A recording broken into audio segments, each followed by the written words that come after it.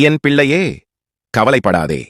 உன் மனம் கலங்கினால், உன் நெஞ்சம் சுமையால் சோர்ந்துவிட்டால், அந்த நொடியில் நான் உன் முன்னே வந்து நிற்பேன். நீ தனியாக இல்லை. உன் அருகிலேயே நான் இருக்கிறேன். உன் கண்களை மாயைகள் மறைத்தாலும் உண்மையானவன் நான். உன் காதில் கேட்காத குரலாக இருந்தாலும் உன் இதயத்தில் துடிக்கும் சக்தியாக நான் இருக்கிறேன். நீ என்னை கருப்பா கருப்பா என்று உருகி அழைக்கிறாய் அல்லவா? அந்த அழுகுரலை நான் எளிதில் மறந்து விடுவேனா? இல்லை, உன்னை நான் எளிதில் கைவிட மாட்டேன். நீ விழுந்தாலும் நான் உன்னை எழுப்புவேன். நீ தவறினாலும் நான் உன்னை திருப்பி நடத்துவேன். உன் வாழ்க்கையில் இருளை யாராவது வீசினாலும் அந்த இருளை துளைத்து ஒளி காட்டுவது நான்தான். நீ நினைத்துப் பார்த்தாயா? எத்தனை தடவை கஷ்டம் உன்னை சூழ்ந்தது. ஆனால் ஒவ்வொரு தடவையும் நீ நிமிர்ந்து எழுந்தது யாருடைய சக்தியால்?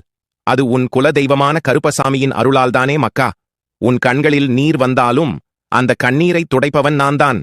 உன் மனதில் வலி வந்தாலும் அந்த வலியை நீக்கி வைப்பவன் நான்தான்.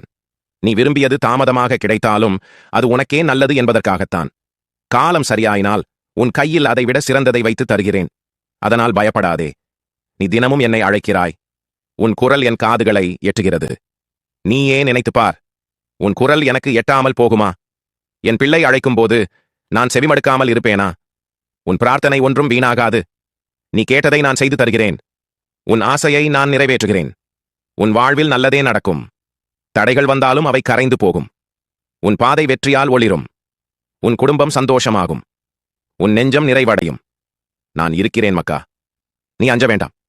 நீ எடுக்கும் ஒவ்வொரு அடியிலும் என் கையை பிடித்துக் கொண்டு செல்கிறேன். நீ பிழை செய்யாமல் பார்த்துக் கொள்கிறேன். உன் வாழ்க்கை பயண மொழியால் நிரம்பியதாக மாறும். நீ என் பிள்ளை. உன்னிடம் நம்பிக்கை வைத்திரு. என்னை மறவாதே. நான் உன் இருள் நீக்கும் ஒளி. நான் உன் குரல் கேட்கும் தோழன். நான் உன் கஷ்டம் நீக்கும் கருணை கடல். அதனால் கவலைப்படாதே. அஞ்சாதே. நம்பிக்கை வை. உன் கருப்பசாமி உன்னுடன் இருக்கிறான். என்றென்றும் உன்னுடன் இருப்பான்.